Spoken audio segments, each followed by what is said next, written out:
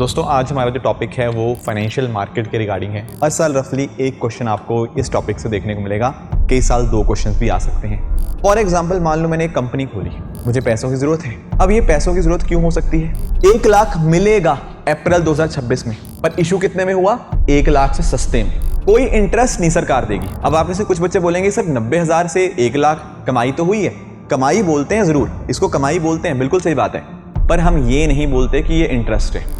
Extremely easy question. अब आप बताओ यार, क्या आप इस क्वेश्चन को आंसर नहीं कर पाओगे? क्या ये टफ क्वेश्चन है? बिल्कुल भी नहीं। अगर आपने कंसेप्ट पढ़े हुए ना, बहुत इजीली इन क्वेश्चंस को हैंडल कर लोगे। टाइम जब खत्म हो जाएगा, मान लो वॉट एवर टाइम के लिए था, 1 साल 2 साल 5 साल, जो भी टाइम पीरियड के लिए था, डिपेंडिंग ऑन फैक्ट किस तरह का बॉन्ड है, तो उससे टाइम पे पता क्या होगा? नमस्कार दोस्तों, स्वागत है आप सभी का आज के सेशन के अंदर। दोस्तों आज हमारा जो टॉपिक है वो फाइनेंशियल मार्केट के रिगार्डिंग है। तो यहाँ पर ये जो टॉपिक है प्रीलिम्स पर्सपेक्टिव से काफी इंपॉर्टेंट बन जाता है। हर साल रफली एक क्वेश्चन आपको इस टॉपिक से देखने को मिलेगा। कई साल दो क्वेश्चंस भी आ सकते हैं। और देखो ये टॉपिक अपने आप में डिफिकल्ट है। डिफिकल्ट पता क्यों कह रहा हूं? डिफिकल्ट इसलिए कह रहा हूं क्योंकि आप लोगों के सामने बहुत सारे नए नए वर्ड्स आपको देखने को मिलेंगे, ऐसे वर्ड जो शायद आपने कभी नहीं सुने होंगे। इसी वजह से कई स्टूडेंट्स को ये टॉपिक डिफिकल्ट लगता है। पर अगर आप यूपीएससी के क्वेश्चन उठा के देखो तो क्वेश्चन यहां से काफी आसान पूछता है। कहने का मतलब पता क्या है? बहुत ज्यादा डेप्थ में जाके कभी यूपीएससी ने यहां से क्वेश्चन नहीं पूछे। एक आइडिया अगर आपको है चीजों का, एक अंडरस्टैंडिंग आपकी है, तो क्वेश्चन आपसे आराम से बन जाएंगे। डिफिकल्ट इसलिए लग रहा है क्योंकि नए वर्ड्स हैं, बहुत सारी नई नई टर्मिनोलॉजीज हैं इसके अंदर, और वो हमें टर्मिनोलॉजीज पता नहीं होती, और इसीलिए हमें टॉपिक ही डिफिकल्ट लगता है। पर अगर हम एक बार उन टर्म्स को, उनका मीनिंग अच्छे से अंडरस्टैंड कर लेते हैं तो क्वेश्चन फिर बहुत आराम से आप हैंडल हो जाएंगे। सबसे पहले हम इसी बात को समझते हैं कि आखिर इसका मतलब क्या है। What do you mean by this term financial market? देखो मार्केट आप समझते हो, मार्केट मार्केट होता है एक मंडी। मंडी है क्या?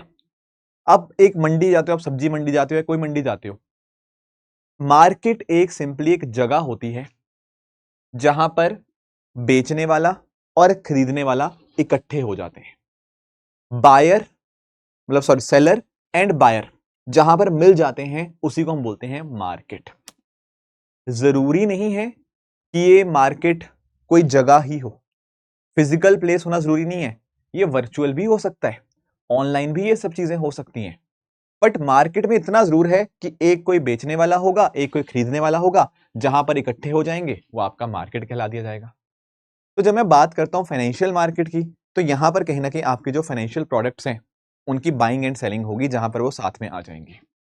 समझे मेरी बात को? अब ये जो फाइनेंशियल मार्केट होती है ये आपके 2 प्रकार की होती है। मीनिंग समझ आया ना फाइनेंशियल मार्केट का? ठीक है, एक ऐसी जगह जहां पर फाइनेंशियल प्रोडक्ट को खरीदा और बेचा जाता है। अब ये जो फाइनेंशियल मार्केट वाला टॉपिक है ये 2 पार्ट्स में डिवाइडेड है। ठीक है, सारे नोट्स आपके लिखे हुए हैं आगे स्लाइड्स के अंदर। आपका ज्यादा ध्यान आज के लेक्चर में अंडरस्टैंडिंग में होना चाहिए, कंटेंट लिखा हुआ है आगे। फाइनेंशियल मार्केट 2 टाइप्स का है आपका, एक होता है आपका मनी मार्केट और एक होता है आपका कैपिटल मार्केट।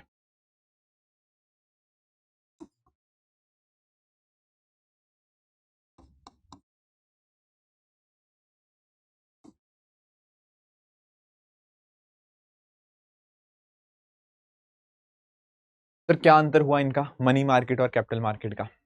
देखो मान लेते हैं आपको पैसों की जरूरत है। आपको मतलब आप एक कंपनी हो सकते हैं, या सरकार भी हो सकती है, या एक एंटिटी कोई भी हो सकती है जिसको पैसों की रिक्वायरमेंट है।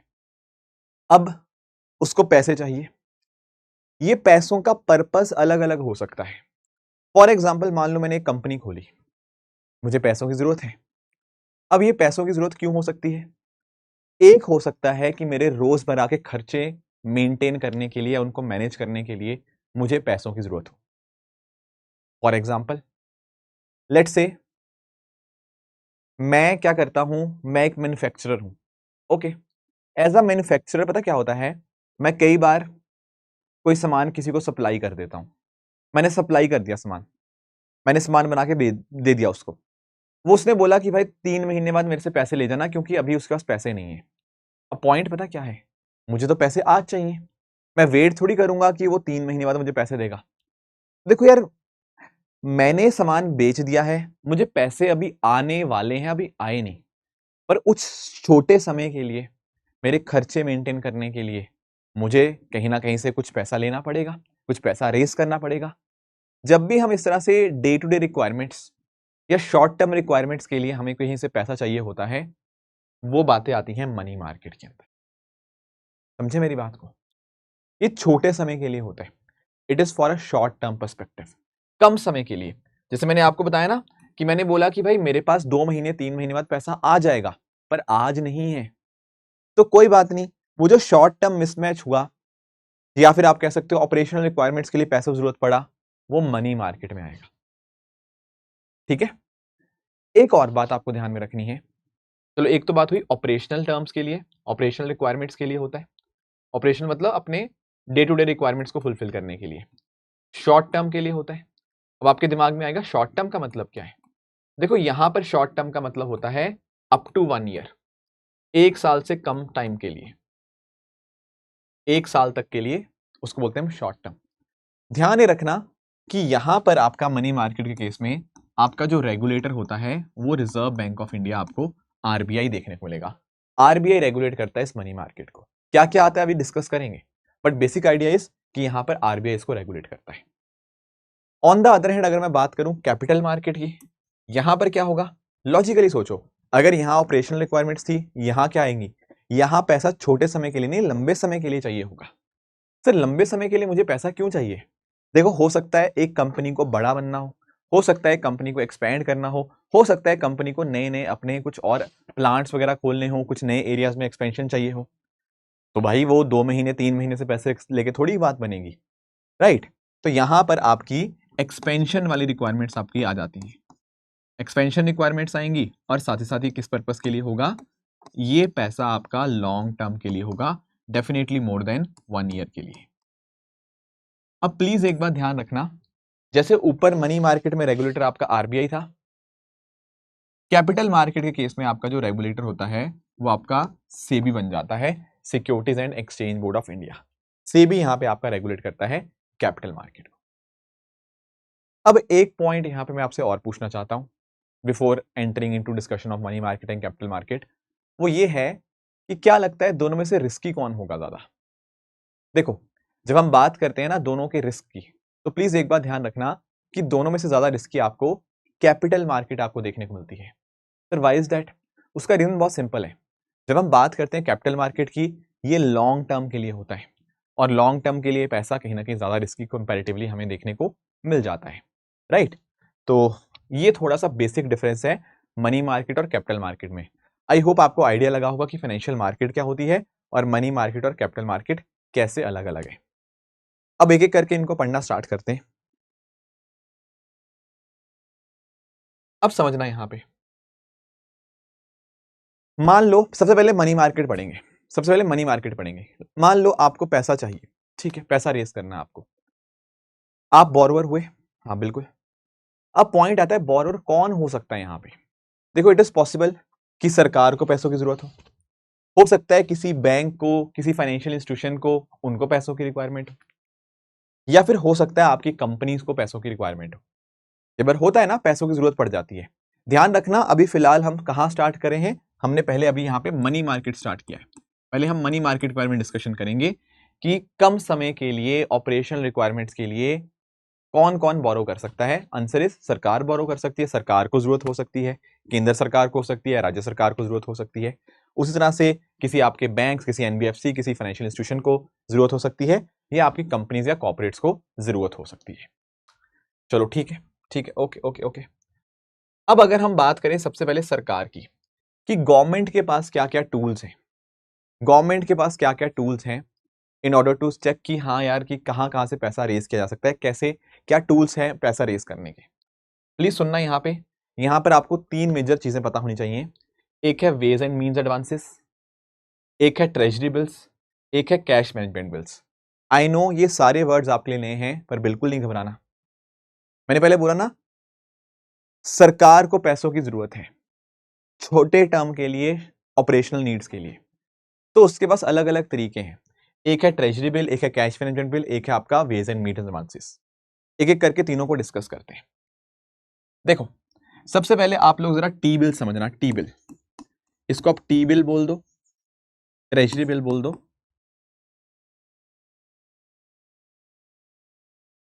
इसमें पता क्या होता है, लेट से सरकार को पैसों की जरूरत है, ठीक है, तो जैसे मान लो आप हो, आपके पास पैसे हैं, तो आप पता क्या कर सकते हो, आप सरकार को एक तरह से पैसा उधार दे सकते हो। आप सरकार को पैसा उधार दोगे, एक सर्टेन टाइम के बाद सरकार आपको पैसा रिटर्न दे देगी, राइट। देखो होता पता क्या है, ट्रेजरी बिल इस तरह से होता है आपका ट्रेजरी बिल। जैसे अगर आप देखना चाहते हो, ये ट्रेजरी बिल कुछ ऐसे होता है, जैसे ये है, ये यूएस के ट्रेजरी बिल की मैं यहां पे बात कर रहा हूं। अब इसमें ना आपको कुछ बातें देखने को मिलेंगी। देखो जैसे यहां पे क्या बात हो रही है, यूएस की सरकार की, मतलब सरकार को पैसों की जरूरत थी, सरकार ने ये ट्रेजरी बिल इशू कर दिया। इसमें आप दो तीन बातें जरूर गौर करना। पहली बात यह है, यहां पर लिखा है अमाउंट, जैसे लिखा है $1,00,000, ठीक है, मैं रुपीज मान लेता हूं, मान लो कि हम यहां बात कर रहे हैं 1,00,000 की, और यहां पर कुछ और बातें लिखी हुई हैं। जैसे यहां पे देखो, due and payable April 9, 1970। Basically ये इसने एक डेट मेंशन्ड है, इस तारीख को पता क्या होगा, प्लीज सुनना, ये वाली डेट जो है इस तारीख को, और यहां पर एक इशू डेट है, इशू, जैसे ये 1969 में इशू हुआ। अब समझ रहे हैं इसको क्या हुआ, सरकार को पैसों की जरूरत थी, सरकार ने ये ट्रेजरी बिल इशू कर दिया, ठीक है, कब इशू किया, इस तारीख को। फिर यहां पर ये कितने महीने का गैप है, इसमें देखो ये वाला 6 महीने वाला है, ये 6 महीने का गैप है इन दोनों डेट्स में, आप चेक करो। फिर 6 महीने बाद पता क्या होगा, 6 महीने बाद सरकार आपको पैसा वापस कर देगी। पॉइंट आता है कितना पैसा, आंसर इज ये $1,00,000। आई रिपीट, इस तारीख को, जैसे आप इसको 1969 छोड़ो, आप इसको 2025 मान लो कि अक्टूबर 2025 में इशू किया गया और अप्रैल 2026 में आपको पेएबल है। इसका मीनिंग पता क्या है, अप्रैल 2026 को आपको सरकार देगी $1,00,000। क्यों, क्योंकि अक्टूबर 2025 में आपने क्या किया था, आपने सरकार को कुछ पेमेंट किया था, क्योंकि अक्टूबर 2025 में सरकार को पैसों की जरूरत थी, तो सरकार ने आपसे पैसा लिया और 2026 अप्रैल में सरकार आपको 1,00,000 वापस आपको 1,00,000 देगी। अब मेरा आपसे सवाल एक है, अगर सरकार आपको अप्रैल 2026 में 1,00,000 देने वाली है, तो अक्टूबर 2025 में आपने सरकार को कितना पैसा दिया होगा, डेफिनेटली 1,00,000 से कम, मे बी हो सकता है आपने 90,000 दिया हो, है ना, बिल्कुल। आपने आज दिया 90,000 रुपए, 6 महीने बाद आपको 1,00,000 रुपए मिल जाएंगे। इसको बोलते हैं डिस्काउंट पे इशू करना। 1,00,000 वाला कागज आपको 90,000 का मिल गया, तो ट्रेजरी बिल जो हुए वो आपके डिस्काउंट पे इशू किए जाते हैं। These are issued at a discount. ये बात आप ध्यान रखना, डिस्काउंट पे इशू किया जाता है आपके ट्रेजरी बिल्स को। ठीक है सर, समझ गए, आपकी बात समझ गए। अब देखो कुछ बातें हैं यहां पे ट्रेजरी बिल्स के बारे में जो आपको पता होनी चाहिए। पहली बात, ये शॉर्ट टर्म इंस्ट्रूमेंट्स हैं। शॉर्ट टर्म क्यों, मैंने आपको बताया, ये मनी मार्केट के अंदर आते हैं, 1 साल से कम अवधि के होते हैं। डेट इंस्ट्रूमेंट क्यों है, क्योंकि ये उधार है, ये आपने जो सरकार को पैसा दिया, एक तरह से सरकार उस पैसे को वापस करेगी ना, तो this is a kind of a debt instrument, ये एक उधार है। अब ध्यान रखना, ये जो ट्रेजरी बिल्स हैं ये केवल आपकी केंद्र सरकार ही इशू कर सकती है, central government only. State government आपके ट्रेजरी बिल इशू नहीं कर सकते, very very important point, they can not be issued by the state government. उसी तरह से किस किस टाइम पीरियड के लिए कर सकते हैं, देखो लेस देन 1 ईयर तो मैंने आपको बता दिया, क्योंकि ये सारा हम मनी मार्केट का डिस्कशन कर रहे हैं। स्टार्टिंग का 40-45 मिनट पूरा मनी मार्केट का डिस्कशन होगा, उसमें हम कैपिटल मार्केट की बात नहीं करेंगे, वो आगे आएगा। तो नोटिस करो, ये जो सारा आपका कितने दिनों के लिए किया जा रहा है, ये आपका 14 डेज, 91 डेज, 182 डेज, 364 डेज, इस टाइम पीरियड के लिए है। मतलब नॉर्मली देखो 3 महीने, 6 महीने और 1 साल से कम टाइम के लिए होता है, पर आजकल आप 14 दिनों के लिए भी आपके ट्रेजरी बिल आने लग गए हैं। तो इतने टाइम के लिए सरकार आपका पैसा लेगी एंड आपको इतने टाइम बाद पैसा रिटर्न कर देगी। और सरकार के बिहाफ पे काम करता कौन है, answer is RBI, reserve bank of India. आप चाहो तो इसको किसी को ट्रांसफर भी कर सकते हो, मान लो मेरे पास ट्रेजरी बिल था, मैं आगे किसी और को भी बेच सकता हूं, वो आगे किसी और को भी बेच सकता है, इस तरह से। और मैंने आपको बताया कि जो ट्रेजरी बिल होते हैं ये डिस्काउंट पे इशू होते हैं on their face value. Face value क्या है, ये 1,00,000, ये 1,00,000 इज द फेस वैल्यू। 1,00,000 का एक कागज है, 1 लाख मिलेगा अप्रैल 2026 में, पर इशू कितने में हुआ? 1 लाख से सस्ते में। तो they are issued at a discount as compare to their face value. Interest नहीं पे किया जाता, वेरी वेरी इंपॉर्टेंट पॉइंट। देखो यहां पर ना 1 लाख वाला कागज आपने 90,000 में ले लिया, बात ठीक है, कोई इंटरेस्ट नहीं सरकार देगी। अब आप में से कुछ बच्चे बोलेंगे सर 90,000 से 1 लाख कमाई तो हुई है। कमाई बोलते हैं जरूर, इसको कमाई बोलते हैं, बिल्कुल सही बात है, पर हम ये नहीं बोलते कि ये इंटरेस्ट है। इंटरेस्ट एक अलग कॉन्सेप्ट होता है। यहां पर बस आप लोग को नोटिस ये करना है, 1 लाख वाला कागज आपको डिस्काउंट पे मिल गया, ठीक है, तो इंटरेस्ट नहीं बोलेंगे इस चीज को, इसको बोलेंगे they are issued at a discount. बाकी क्योंकि सरकार को आप कुछ पैसा दे रहे हो, क्या सरकार बदले में कुछ गिरवी रखेगी? Answer is no. Treasury bill अपने आप में अनसिक्योर्ड होते हैं, यहां कोई कोलैटरल सरकार यहां पे नहीं रखती है। समझे मेरी बात को? आइडिया लगा यहां पे? ये होते हैं आपके ट्रेजरी बिल के रिगार्डिंग कॉन्सेप्ट्स, ठीक है। तो मैं आपको बोल रहा था ना कि सरकार के पास 3 तरह के टेक्निक्स हैं पैसा रेस करने की। ट्रेजरी बिल है, कैश मैनेजमेंट बिल है, और आपका वेज एंड मीन्स एडवांसेस है। तो पहला जो कॉन्सेप्ट था ट्रेजरी बिल्स का, वो हमने डिस्कस कर लिया। अब पॉइंट आता है कि सर ये दूसरा कॉन्सेप्ट क्या है, कैश मैनेजमेंट बिल का। देखो एक बात ध्यान रखना, कैश मैनेजमेंट बिल और ट्रेजरी बिल बिल्कुल सेम है, सिर्फ एक डिफरेंस है। क्या डिफरेंस है? कैश मैनेजमेंट बिल 91 डेज से कम के भी होते हैं, मतलब ये 91 डेज से कम के होते हैं, मतलब less than 3 months, less than 3 month वाले टाइम पीरियड के होते हैं कैश मैनेजमेंट बिल। बाकी बिल्कुल सेम कॉन्सेप्ट है, केवल सेंट्रल गवर्नमेंट इशू करेगा, यहां पर ये डिस्काउंट पे इशू होते हैं, कोई कोलैटरल नहीं होता, ये सारी बातें सेम है। तो हमने 2 कॉन्सेप्ट्स पढ़ लिए यहां पर सरकार के द्वारा पैसा रेस करने के। कौन से 2 कॉन्सेप्ट? ट्रेजरी बिल और कैश मैनेजमेंट बिल। क्या याद रखना है? ये सेंट्रल गवर्नमेंट इशू करती है, स्टेट गवर्नमेंट इशू नहीं कर सकती, इसके साथ साथ कोई कोलैटरल यहां पे नहीं इन्वॉल्व होता। एंड सिमिलरली अगर हम बात करें, यहां पर अलग अलग अवधि होती है और ये डिस्काउंट पे इशू होते हैं। इन बातों का आप ध्यान रखेंगे। तो गवर्नमेंट के अंदर 2 चीजें हमने पढ़ ली, टी बिल और कैश मैनेजमेंट बिल। एक और कॉन्सेप्ट है यहां पे WMA, ways and means advances. अब ये बड़ा इंटरेस्टिंग कॉन्सेप्ट है WMA, थोड़ा इसको भी देखते हैं। ये अलग कैसे है सर बाकियों से? देखो सबसे पहली बात तो यहां पे ये है, जो वेज एंड मीन्स एडवांसेस है ना, अब यहां पर ये टूल दोनों के पास अवेलेबल है, सेंट्रल गवर्नमेंट के पास भी, स्टेट गवर्नमेंट के पास भी। यहां पर दोनों पैसा रेज कर सकती हैं या दोनों को पैसा मिल सकता है अंडर WMA। ट्रेजरी बिल और कैश मैनेजमेंट बिल में केवल सेंट्रल गवर्नमेंट के पास था, यहां पर WMA में दोनों के पास, सेंट्रल के पास भी, स्टेट गवर्नमेंट के पास भी। क्या होता है सर? ये हमारे टेम्पररी मिसमैच को मैनेज करता है। पॉइंट आता है टेम्पररी मिसमैच क्या?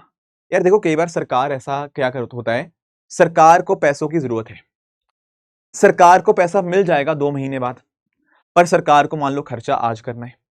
होता है कई बार ऐसे, मान लो सरकार को अपने मुलाजिम को सैलरी देनी है, आज सरकार के पास पैसा नहीं है, सरकार के पास 2 महीने बाद पैसा आ जाएगा, तो क्या करें? क्या मुलाजिमों को ये बोल दें एम्प्लॉइज को कि भाई 2 महीने रुक जाओ, 2 महीने बाद पैसा आएगा फिर हम देंगे? ऐसा तो नहीं होगा, सरकार को खर्चा तो आज करना है, मे बी इनकम उनको बाद में आ जाएगी।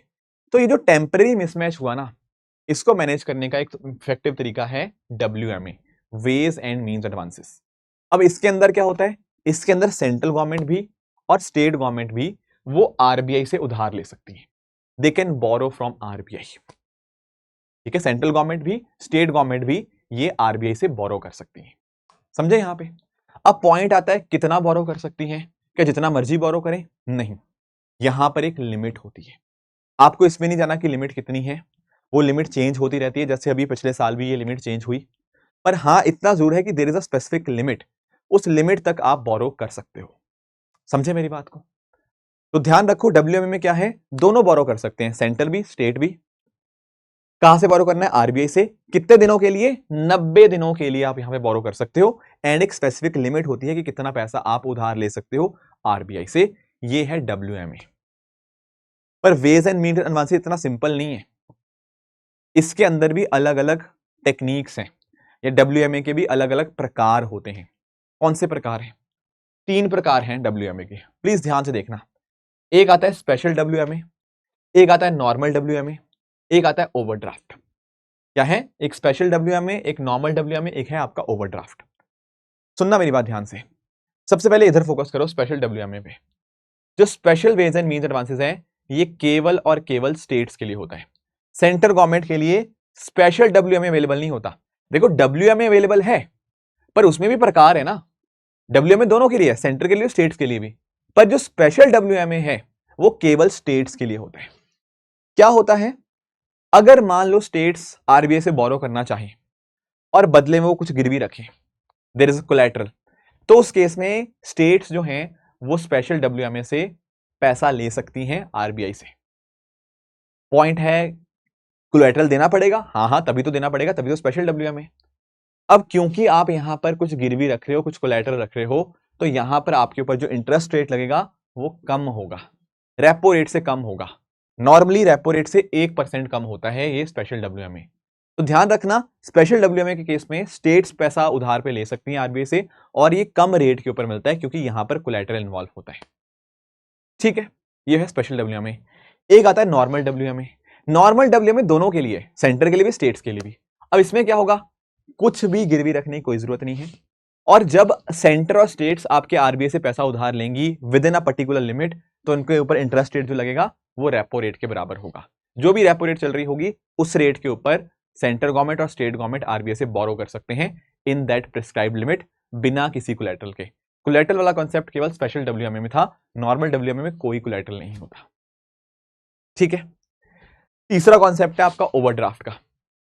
अब मान लो यहां पे लिमिट थी, हमें लिमिट से ज्यादा बोरो करना है या टाइम ज्यादा के लिए बोरो करना है, तो क्या वो किया जा सकता है? किया जा सकता है, उसको हम बोलते हैं ओवरड्राफ्ट। अब क्योंकि आप एक लिमिट के ज्यादा बोरो कर रहे हो तो आपके ऊपर भाई इंटरेस्ट भी ज्यादा लगेगा, तो यहां पर आपका इंटरेस्ट रेट रेपो रेट से ज्यादा लगता है in case of overdraft. Normally 1% या 2% लगता है, पर डेफिनेटली इतना जरूर है कि रेपो रेट से ज्यादा इंटरेस्ट रेट यहां पे लगेगा। ये है आपका ways and means advances WMA। तो मैं एक बार आपको समराइज कर देता हूं कि हमने अभी तक क्या पढ़ा। देखो, हम अभी तक जो सारा पढ़ रहे हैं वो सारा मनी मार्केट पढ़ रहे हैं, कंप्लीटली मनी मार्केट। तो मैंने आपको क्या बताया? मैंने आपको यह बताया कि मनी मार्केट के अंदर क्या था? मनी मार्केट के अंदर आपकी ऑपरेशनल रिक्वायरमेंट्स के लिए पैसा उधार लिया जाता है, 1 साल से कम के लिए होता है, और यहां आरबीआई रेगुलेट करता है। ठीक है, मनी मार्केट के अंदर अलग अलग प्लेयर्स हो सकते हैं जिनको पैसों की जरूरत हो सकता है सरकार को पैसों की जरूरत हो, शॉर्ट टर्म पर्सपेक्टिव के लिए सरकार को पैसा रेज करना हो सकता है आपके फाइनेंशियल इंस्टीट्यूशंस को पैसों की जरूरत पड़े, हो सकता है आपकी कंपनीज को पैसों की जरूरत पड़े, आपके कॉर्पोरेट को पैसों की जरूरत पड़े। राइट, इनको भी पैसों की जरूरत पड़ सकती है, इनको भी पैसों की जरूरत पड़ सकती है, इनको भी पैसों की जरूरत पड़ सकती है। अभी तक हमने क्या पढ़ लिया? अभी तक हमने सरकार के पर्सपेक्टिव से पढ़ा कि सरकार को पैसा चाहिए, तो उस केस में एक टूल उनके पास है, वो है ट्रेजरी बिल वाला टूल। एक टूल है उनके पास कैश मैनेजमेंट बिल वाला टूल, और एक टूल इनके पास है WMA यानी कि वेज एंड मींस एडवांसेस का टूल। ये कुछ इंपॉर्टेंट टूल्स हैं इनके पास। अच्छा ठीक है, अब प्लीज यहां पे एक बात अंडरस्टैंड करेंगे। अब क्वेश्चन आएगा कि सर, सॉरी क्वेश्चन क्या आएगा, मतलब ट्रेजरी बिल मैंने आपको बता दिया ये अनसिक्योर्ड होते हैं, केवल सेंट्रल गवर्नमेंट के लिए होता है, 14 डेज, 91 डेज, 182 डेज, 364 डेज उनके लिए होता है, डिस्काउंट पे इशू किए जाते हैं। Same concept cash management bill के लिए भी है, बस यहाँ पे जो डेज होते हैं वो लेस देन 91 डेज होते हैं। WMA मैंने आपको बता दिया, वेज एंड मींस एडवांसेस, ये दोनों सेंट्रल और स्टेट गवर्नमेंट के लिए होता है, 90 दिनों के लिए होता है, आरबीआई से पैसा उधार लिया जा सकता है, एंड यहां पर एक लिमिट लगी होती है। स्पेशल WMA उसके अंदर जो स्टेट्स के लिए होता है, नॉर्मल WMA दोनों के लिए होता है, ओवरड्राफ्ट अगर आपको लिमिट से ज्यादा आपको बोरो करना हो। ये सारी बातें गवर्नमेंट के लिए एप्लीकेबल है कि सरकार को पैसों की जरूरत है शॉर्ट टर्म पर्सपेक्टिव के लिए, तो उनके पास ये अलग अलग प्रकार के टूल्स हैं। यहां तक पढ़ लिया। अब हम आगे पढ़ेंगे फाइनेंशियल इंस्टीट्यूशंस और कंपनीज के बारे में। तो एक काम करते हैं, फाइनेंशियल इंस्टीट्यूशंस के बारे में गो थ्रू करते हैं। फाइनेंशियल इंस्टीट्यूशन का मतलब क्या है? आपके बैंक्स हो गया, आपके NBFCs हो गया, या और भी कोई फाइनेंशियल इंस्टीट्यूशन जैसे आपके माइक्रो फाइनेंस इंस्टीट्यूशंस वगैरह हो गया, वो सब फाइनेंशियल इंस्टीट्यूशंस के अंदर आ जाते हैं।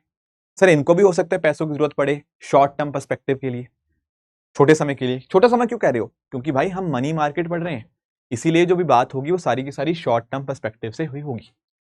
समझे इस बात को? हाँ सर समझ गए। अब बात आती है कि जब हम फाइनेंशियल इंस्टीट्यूशंस की बात करते हैं, इसमें कौन कौन से टूल्स आते हैं। इसमें एक आता है इंटरबैंक मनी, पढ़ेंगे करके। इसमें आता है collateralised borrowing and lending obligation CBLO।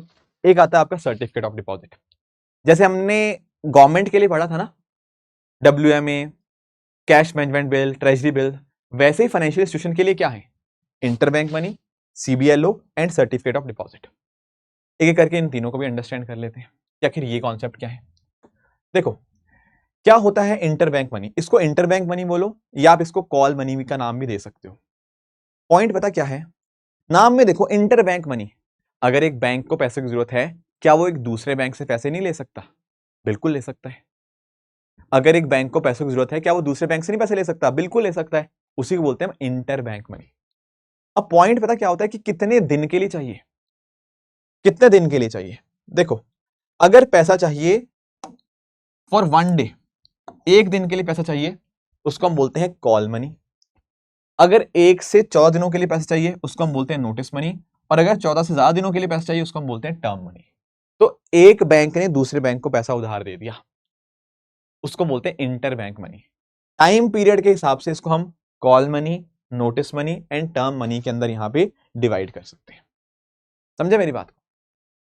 अब देखो यहां पर कुछ भी गिरवी नहीं होता, there is nothing collateral in this particular case, right. ये है आपका इंटरबैंक मनी का कॉन्सेप्ट, जहां पर एक बैंक या एक इंस्टीट्यूशन दूसरे इंस्टीट्यूशन को पैसा देता है। ठीक है, पैसों की जरूरत है फाइनेंशियल इंस्टीट्यूशन को, तो एक बैंक दूसरे बैंक को उधार दे देगा, वो हो गया इंटरबैंक मनी। ठीक है, फिर सर ये CBLO क्या होता है? अब देखो CBLO की फुल फॉर्म आप देखो एक बार, क्या है CBLO की फुल फॉर्म? CBLO की फुल फॉर्म है collateralised borrowing and lending obligation. इसमें सबसे पहला वर्ड पता क्या है? कोलैटरलाइज्ड।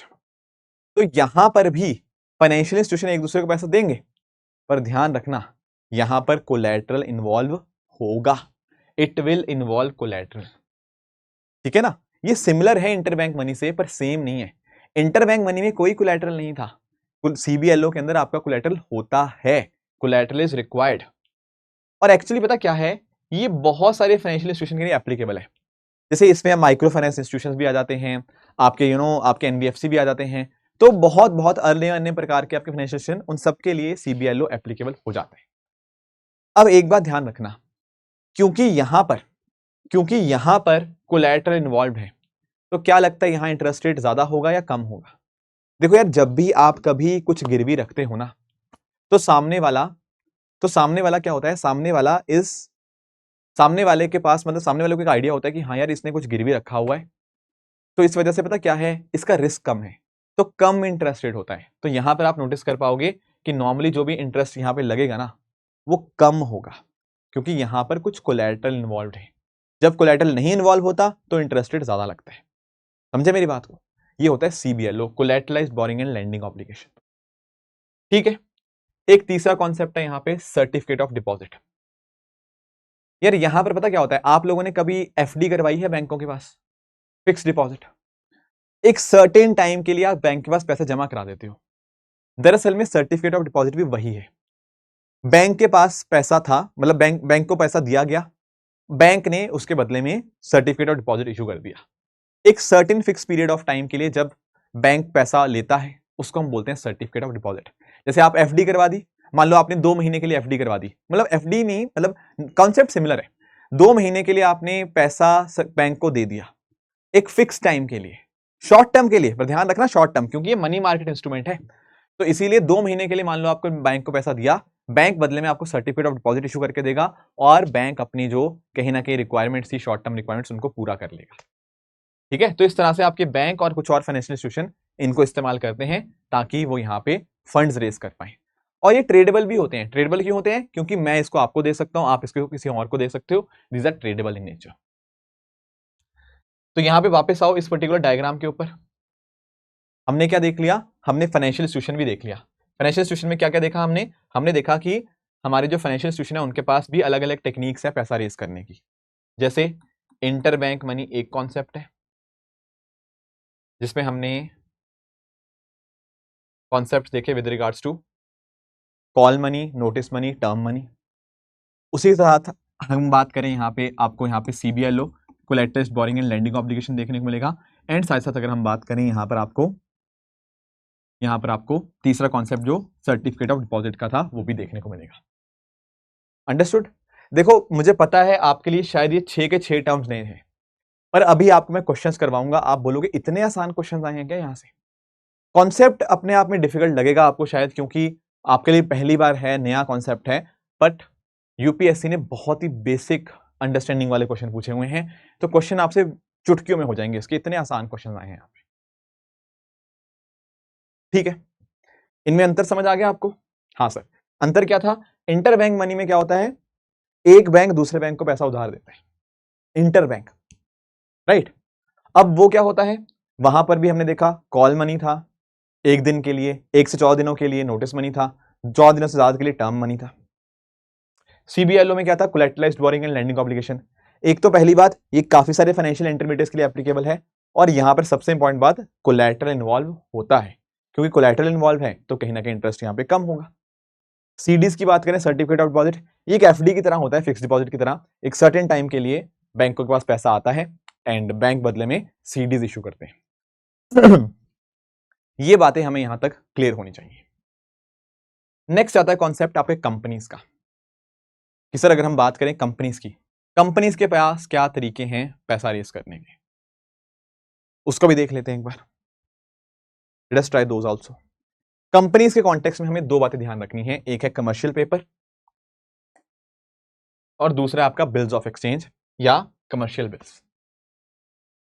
ठीक है, एक है सीपी कमर्शियल पेपर और दूसरा है आपका बिल ऑफ एक्सचेंज या कमर्शियल बिल। इन दोनों को एक करके अंडरस्टैंड करते हैं कि ये सीपी क्या होता है और कमर्शियल बिल क्या होता है। सबसे पहले कमर्शियल पेपर को समझते हैं, सीपी। सबसे बड़ी इंपॉर्टेंट बात जो आपको यहां पे याद रखनी है वो है ये, it is unsecured in nature. Unsecured मतलब कुछ भी गिरवी नहीं रखा गया। एक कंपनी को पैसे की जरूरत है, तो कंपनी क्या करेगी, इस तरह का एक पेपर इशू करेगी जिसको हम बोलते हैं कमर्शियल पेपर। एक सीपी इशू करेगी, कमर्शियल पेपर।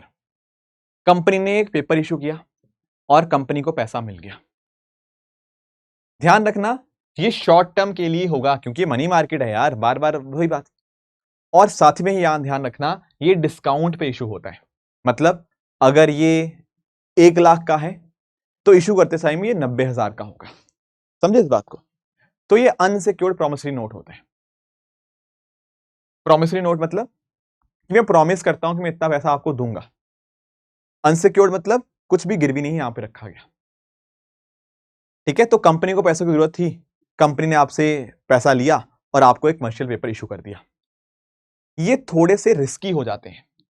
क्यों रिस्की क्यों होते हैं?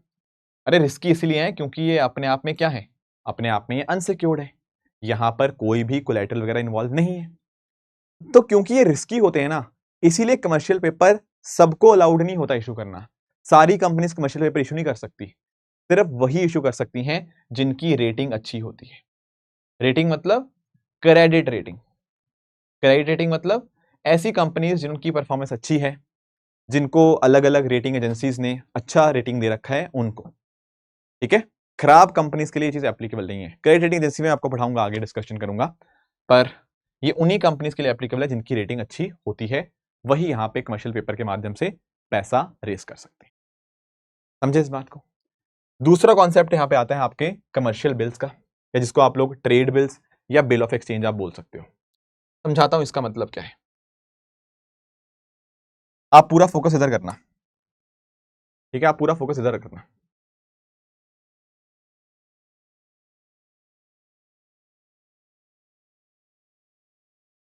देखो मान लो, जैसे फॉर एग्जांपल से मैं आपको बताता हूं, लेट्स से मैं एक घड़ियां बनाने वाला इंसान, ठीक है, मेरी कंपनी है वो घड़ियां बनाती है। ठीक है, मेरी कंपनी आगे किसी को घड़ियां बेचती है, ठीक है, बेचती है, ओके ओके। अब मैंने इसको घड़ियां बेच दी, 10,000 रुपए की मैंने घड़ियां बेची, ठीक है।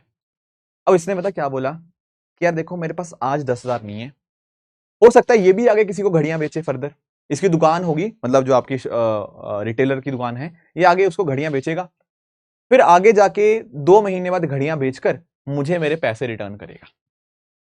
पर यार देखो मैंने इसको घड़ियां आज दे दी, ये मुझे पैसे देगा 2 महीने बाद, मैं क्या करूं? क्या 2 महीने बैठा रहूं कि 2 महीने बाद पैसे आएंगे फिर कुछ करेंगे, अगला ऑर्डर तब लेंगे, ऐसा थोड़ी है। वो ठीक है, वो बंदा 2 महीने बाद मुझे पैसे देगा, पर मुझे तो पैसों की जरूरत आज है ना भाई, मुझे अगला ऑर्डर भी तो काम करना है उसके ऊपर, बिल्कुल करना है। तो क्यों ना एक काम किया जाए, क्या काम किया जाए, क्यों ना एक काम किया जाए कि हम बीच में एक बैंक को बिठा लें। अब बीच में एक बैंक आ गया, बैंक पता क्या करेगा, हम यहां पर एक बिल ऑफ एक्सचेंज यहां पे आपका ड्रॉ करेंगे, मतलब एक बिल इसको देंगे। अब बैंक जब बीच में आ गया, बैंक क्या करेगा, मुझे वो आज पैसा दे सकता है, बैंक मुझे आज पैसा दे देगा, 2 महीने बाद बैंक क्या करेगा, बैंक यहां से इससे पैसा कलेक्ट करेगा। समझे मेरी बात। अब आप सोचेंगे सर यार बैंक का क्या फायदा हुआ अगर बैंक आज पैसे दे देगा। अरे भाई बैंक मुझे पूरा पैसा नहीं देगा, अगर मुझे 10,000 मिलने थे हो सकता है बैंक मुझे 9,000 दे, बैंक ने मुझे 9,000 दिए, 2 महीने बाद उससे 10,000 कलेक्ट कर लेगा, तो बैंक को 1,000 कमीशन मिल गया ना, बैंक को 1,000 का फायदा हो गया। तो बैंक का फायदा यहाँ पे, मुझे क्या फायदा हुआ, मुझे 2 महीने इंतजार करना था पैसे के लिए, अब मुझे आज के आज ही पैसा मिल गया। इसको क्या फायदा हुआ, इसको 2 महीने का टाइम मिल गया, और क्या। तो यहां पर पता क्या हुआ, देखो ये भी एक तरह का पैसा रेस करना ही है, क्यों, क्योंकि मुझे पैसों की जरूरत थी, तो यहां पर उसको यहां पे इंश्योर यहां पे किया गया है इस पर्टिकुलर प्रोसेस के माध्यम से। क्लियर है बात। तो इसको बोलते हैं बिल ऑफ एक्सचेंज। ठीक है, तो ध्यान रखना ये कंपनीज के लिए होते हैं, नॉर्मली 90 दिनों के लिए यहां पे इशू किए जाते हैं, छोटे से टाइम के लिए, और ये मार्केटेबल होते हैं, मतलब मैं आपको दे सकता हूं, आप किसी और को दे सकते हो, कोई और किसी और को बेच सकता है। These things are tradable, marketable यहां पे बिल्कुल ये होते हैं, राइट। तो ये वाली बातें थी। अब इसमें देखो, इसमें देखो यहाँ पे फिर क्या हमारा टेबल बना, टेबल हमारा यहाँ पे क्या बना, कंपनीज के लिए। कंपनीज के लिए दोस्तों ये टेबल बना कुछ ऐसे, कंपनीज यहाँ पे 2 प्रकार की आपकी आ जाएंगी, एक है आपका कमर्शियल पेपर जिसको हमने सीपी का नाम दिया, और दूसरा है आपका बिल ऑफ एक्सचेंज, या जिसको आप लोग ट्रेड बिल के नाम से, या कमर्शियल बिल, जो भी आपको कहना, ट्रेड बिल कह लो, कमर्शियल बिल कह लो, या बिल ऑफ एक्सचेंज कह लो, बात एक ही है। समझे। तो ये है आपका मनी मार्केट का कॉन्सेप्ट। इस पूरे डायग्राम को अगर आप समझ गए ना, तो आपको मनी मार्केट मोटा मोटा समझ आ गया। ठीक है, मैं एक बार रिकैप करा देता हूं आपको, जस्ट क्विकली सुनना मेरी बात ध्यान से।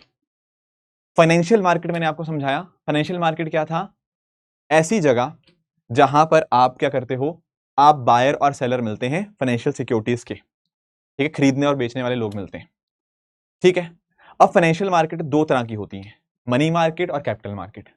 मनी मार्केट क्या था, शॉर्ट टर्म पर्पस के लिए, ऑपरेशनल रिक्वायरमेंट्स के लिए, रोजमर्रा के खर्चे मेंटेन करने के लिए, और इसको रेगुलेट कौन करता था, आरबीआई। कैपिटल मार्केट में क्या है, वो 1 साल से ज्यादा के लिए है, वहां पर एक्सपेंशन रिक्वायरमेंट्स का ध्यान रखा जाता है और उसको सेबी देखता है। अभी हमने क्या पढ़ा, हमने पढ़ा मनी मार्केट। तो जितनी भी बातें लिखी गई है ना, ये सारी की सारी 1 साल से कम समय के लिए है, सारी की सारी शॉर्ट टर्म रिक्वायरमेंट्स को फुलफिल करती हैं, और यहां पर आरबीआई इनका रेगुलेटर रहता है। अब पॉइंट आता है कि पैसों की रिक्वायरमेंट है किसको, भाई पैसों की रिक्वायरमेंट शॉर्ट टर्म पर्सपेक्टिव के लिए हो सकता है सरकार को हो सकता है फाइनेंशियल इंस्टीट्यूशन को हो सकता है कंपनीज को हो। सरकार को रिक्वायरमेंट है तो सरकार के पास 3 तरीके हैं, treasury bill, cash management bill और वेज एंड मीन्स एडवांसेस।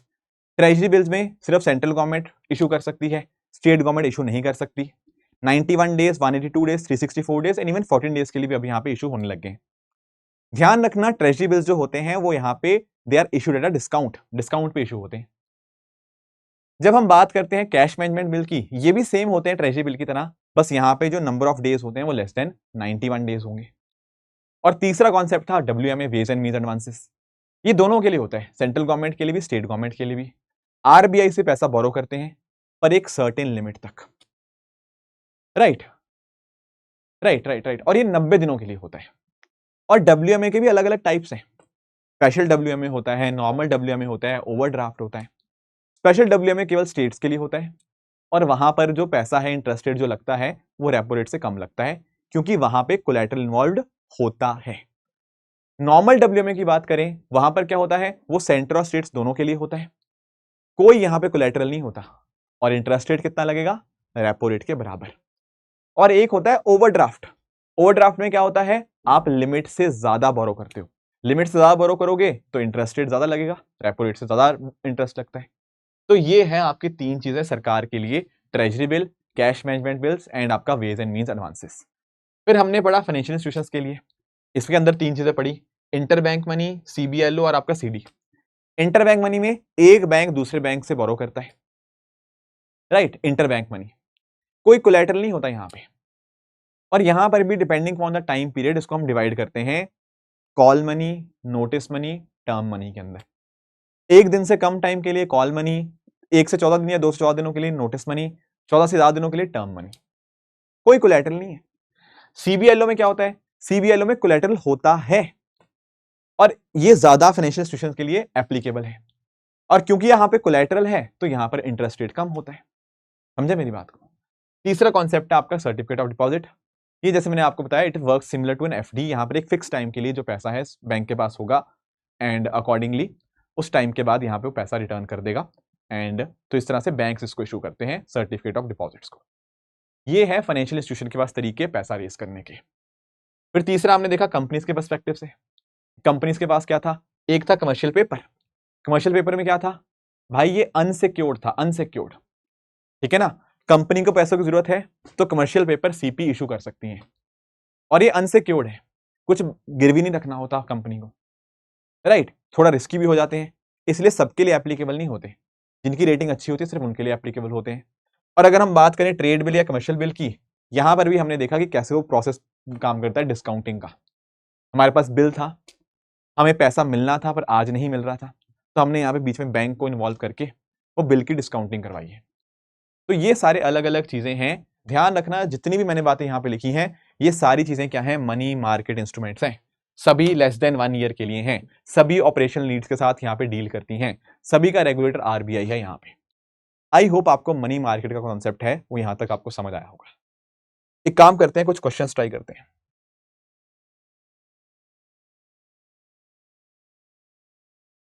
देखो ये 2024 में क्वेश्चन आया था, 2024 में क्वेश्चन आया था, एक्सट्रीमली इजी क्वेश्चन। अब आप बताओ यार, क्या आप इस क्वेश्चन को आंसर नहीं कर पाओगे? क्या ये टफ क्वेश्चन है? बिल्कुल भी नहीं। अगर आपने कंसेप्ट पढ़े हुए ना, बहुत इजीली इन क्वेश्चंस को हैंडल कर लोगे। जिसने नहीं पढ़ा, जिसने बोला कि यार इतना डिफिकल्ट सा वर्ड है कोलैटरलाइज्ड बोरिंग या lending obligation, wow very tough question.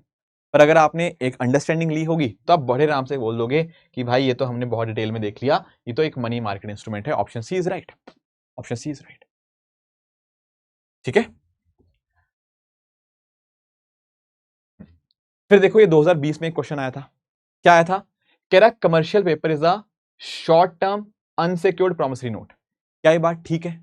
क्या CP आपका शॉर्ट टर्म होता है? हाँ भाई, मनी मार्केट इंस्ट्रूमेंट है तो शॉर्ट टर्म ही होगा। और मैंने आपको बताया था कमर्शियल पेपर रिस्की होते हैं। क्यों होते हैं रिस्की? क्योंकि वो अनसिक्योर्ड होते हैं।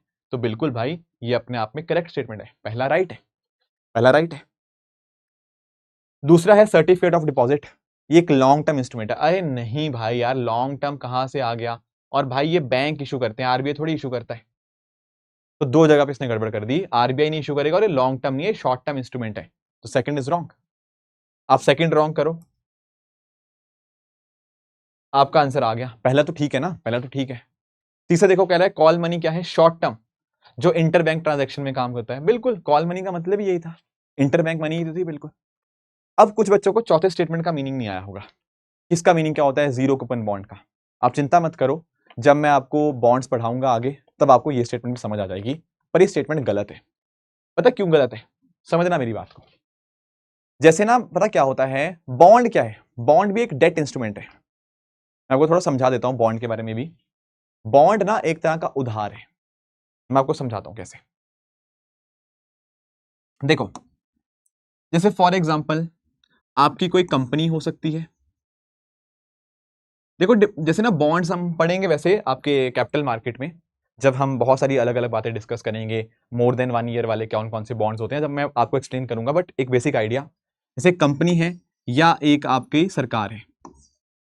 अब हो सकता है ना इनको पैसों की जरूरत हो, है ना। गवर्नमेंट बॉन्ड्स आपने सुने होंगे, कई बार 5 साल के होते हैं, 10 साल के होते हैं, इस तरह से।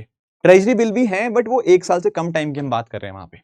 यहां पर हम नॉर्मली हम मोर देन 1 ईयर की बात करते हैं। तो इसमें देखो, जैसे कंपनी को, सरकार को पैसों की जरूरत है, तो ये पता क्या कर सकती हैं? ये बॉन्ड इशू कर सकती हैं।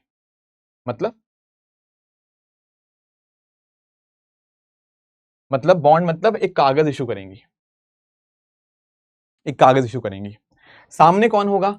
सामने मैं हो सकता हूं, आप हो सकते हैं, जिसके पास पैसा है। इनको हम बोलते हैं बॉन्ड होल्डर। ऐसा क्यों?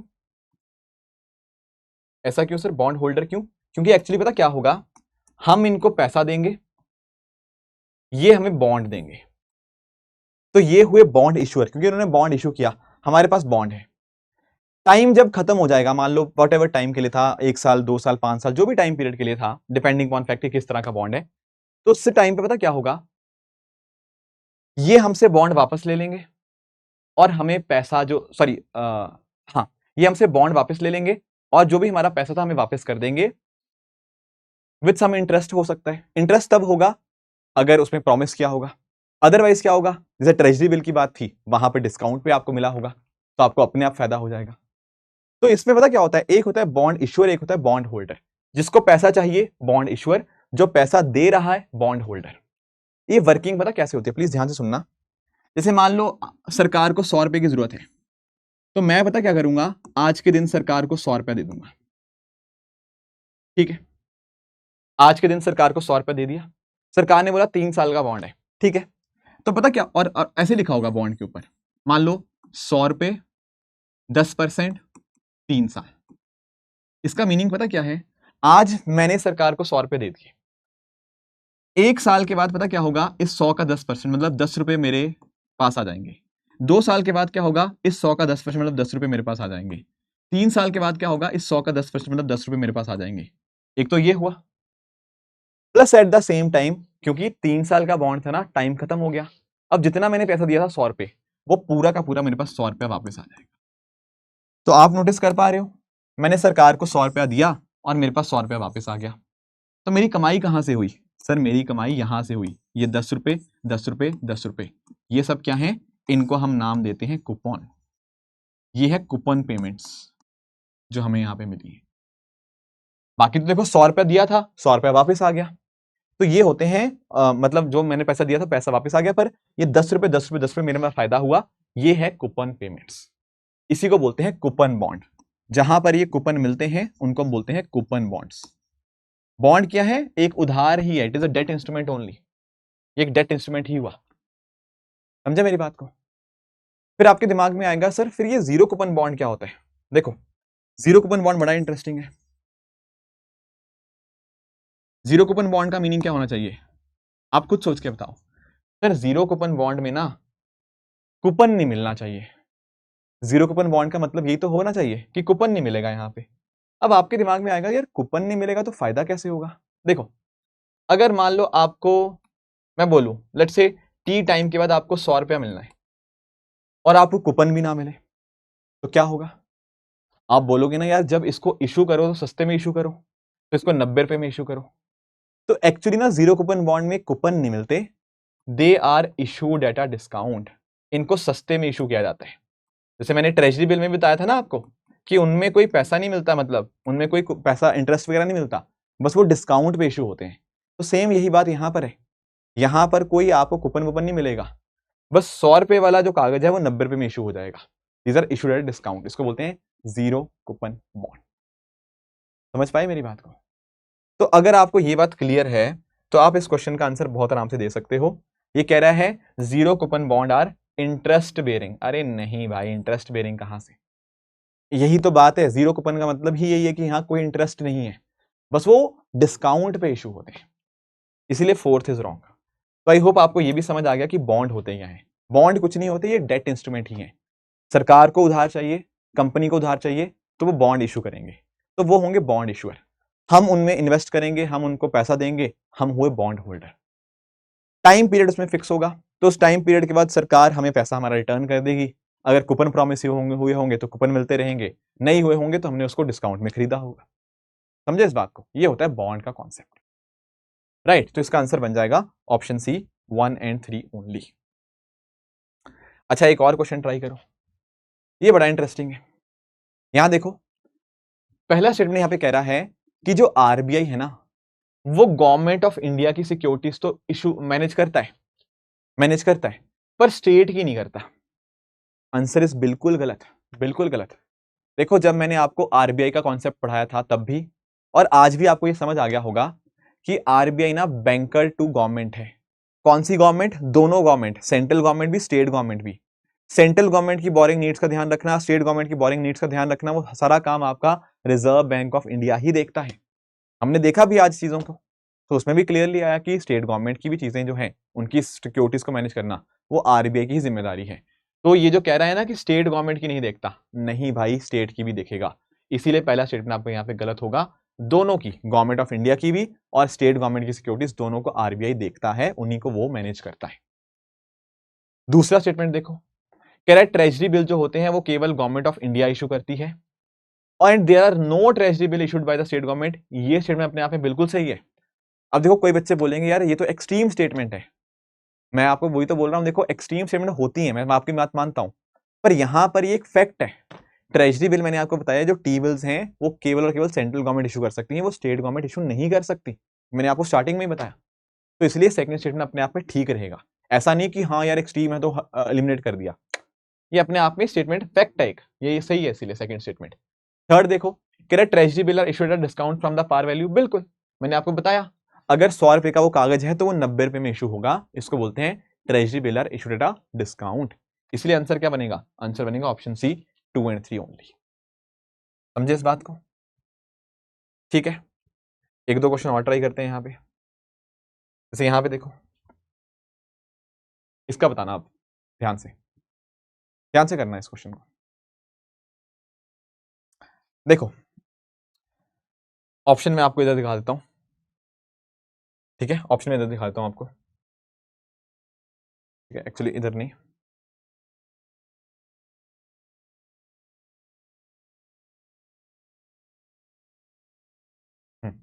इधर देखो, पढ़ो ध्यान से, क्या कह रहा है, commercial paper is an unsecured short term debt instrument. क्या ये बात सही है? हाँ, कमर्शियल पेपर तो अनसिक्योर्ड होता है, शॉर्ट टर्म डेट इंस्ट्रूमेंट भी होता है, कम समय के लिए होता है, पर आगे लिख रहा है कमर्शियल बैंक इशू करते हैं। अरे नहीं भाई, आप याद करो सीपी और आपका ट्रेड बिल, ये कौन इशू करता था? ये कॉर्पोरेशन इशू करती थी, आपकी कंपनीज, ना कि बैंक्स। फाइनेंशियल इंस्टीट्यूशन के लिए तो वो सब चीजें थी आपकी, जो अपना सीबीएलओ था, है ना, आपके collateral borrowing and lending obligation था, इंटर बैंक मनी था वहां पर तो, राइट, और आपका सर्टिफिकेट ऑफ डिपॉजिट था। ये थोड़ी बैंक्स इशू करते हैं कमर्शियल पेपर, तो पहला गलत। दूसरा कह रहा है जो सीडी है, सर्टिफिकेट ऑफ डिपॉजिट, ये कॉर्पोरेशन इशू करती है। अरे नहीं भाई, सीडीज जो होते हैं वो फाइनेंशियल इंस्टीट्यूशन इशू करते हैं, तो सेकंड भी गलत है। थर्ड कह रहा है ये दोनों दोनों ट्रेडेबल होते हैं, हाँ इनको खरीदा बेचा जा सकता है, कोई दिक्कत नहीं है, तो इसलिए थर्ड अपने आप में करेक्ट है, option A will be the right answer. समझ गए? तो देखने में क्वेश्चन टफ है पर उतने हैं नहीं टफ, अगर आप जरा लॉजिकली इनको यहां पे पढ़ोगे। हाँ, ये लाइबर माइबर का क्वेश्चन है, अब तो देखो लाइबर माइबर उतना इस्तेमाल नहीं होता। अब देखो इसको एक बार ट्राई करो, इसको एक बार ट्राई करो। अब इसमें आपको डाउट आएगा तीसरे स्टेटमेंट में, बाकी तो आप कर लोगे। जैसे पहला स्टेटमेंट कह रहा है कमर्शियल पेपर लॉन्ग टर्म है, अरे नहीं लॉन्ग टर्म नहीं है, शॉर्ट टर्म है। Treasury bill short term liquidity के लिए होता है, यस दैट इज करेक्ट। फिर फोर्थ आउट, थर्ड में आपको समझाता हूं, zero coupon bond are non interest bearing. ये बात अपने आप में ठीक है कि इंटरेस्ट नहीं होता, पर अगर हम बाकी चीजों की बात करें ना, यहां पे आप नोटिस कर पाओगे ये जीरो कूपन बॉन्ड को डिस्काउंट बॉन्ड भी बोलते हैं। क्यों बोलते हैं? क्योंकि डिस्काउंट पे इशू होता है, ठीक है ना। तो यहां पर आपने उनको डिस्काउंट पे इशू किया, पर प्लीज इस बात को अंडरस्टैंड करना, ये ट्रेडेड और ट्रांसफरेबल होते हैं। तो ये जो बात कर रहा है ना नॉन इंटरेस्ट बेरिंग, ये बात तो सही है, पर यहां पर जो बात कर रहा है नॉन ट्रांसफरेबल की, नहीं, ये ट्रांसफर किए जा सकते हैं, ये आप किसी और को बेच सकते हो, कोई दिक्कत नहीं है। अब आपका दिमाग में डाउट आएगा थर्ड स्टेटमेंट का मतलब क्या है, इन्फ्लेशन इंडेक्स्ड बॉन्ड्स। देखो मान लो मैंने आपको पैसा उधार दिया, मतलब बॉन्ड समझ लो, बॉन्ड पे भी आएंगे, पहले उधार समझो, पहले आप उधार को समझो। अगर आपने मेरा इन्फ्लेशन वाला चैप्टर देखा है ना, तो ये क्वेश्चन आप कर ले जाओगे। मान लो मैंने आपको उधार दिया, ठीक है, अब मैंने आपको उधार दिया था, आपने कहा था भाई सर 5% रेट पे आप हमें उधार दे दो, दे दिया, पर कल को अगर महंगाई बहुत ज्यादा होगी तो मेरा नुकसान है या नहीं है? ये इन्फ्लेशन चैप्टर के अंदर बहुत डिटेल में आपको पढ़ा चुका हूं। इन्फ्लेशन से क्रेडिटर को नुकसान होता है, डेटर को फायदा होता है, आपको याद होगा, है कि नहीं? तो पॉइंट पता क्या है, अब जैसे कोई बॉन्ड इशू करेगा, वो भी कुछ इंटरेस्ट रेट प्रॉमिस करेगा, जैसे वहां पे मैं देखा ना 10% प्रॉमिस किया था, पर कल को अगर महंगाई बहुत ज्यादा होगी तो महंगाई बहुत ज्यादा होगी, बड़ी दिक्कत आ जाएगी। तो कई बार ना हम अगर बॉन्ड में पैसा लगाते हैं हमें डर रहता है यार कि चलो ठीक है 10% तो मिल जाएगा, पर पता नहीं महंगाई कितनी होगी, कहीं हमें महंगाई की वजह से नुकसान ना हो जाए। ऐसे केस में आपको इन्फ्लेशन इंडेक्स बॉन्ड मदद कर सकते हैं। कैसे मदद कर सकते हैं? क्योंकि आप नोटिस करो इन्फ्लेशन इंडेक्स बॉन्ड्स के माध्यम से क्या होगा, कहीं ना कहीं आपको बोला जाएगा कि जितना भी महंगाई होगी उससे 5% ज्यादा देंगे। अगर 5% महंगाई है आपको 10% मिल जाएगा, 10% महंगाई है तो 15% मिल जाएगा। तो आप नोटिस कर पाओगे आपको 5% तो उसके ऊपर दिया जाएगा। मान लो मैंने आपको बोल दिया ना कि जो भी महंगाई है उसमें +5% कर दो, वो आपको रेट हम देंगे, that is your interest rate. अब महंगाई जितनी मर्जी हो, मुझे उसके ऊपर 5% एक्स्ट्रा मिल रहा है, मुझे उसके ऊपर 5% एक्स्ट्रा मिल रहा है, तो महंगाई से मैं एक तरह से बच गया। जितनी मर्जी महंगाई हो या जितनी कम महंगाई हो, मुझे तो उसके ऊपर 5% का फायदा मिलना ही मिलना है।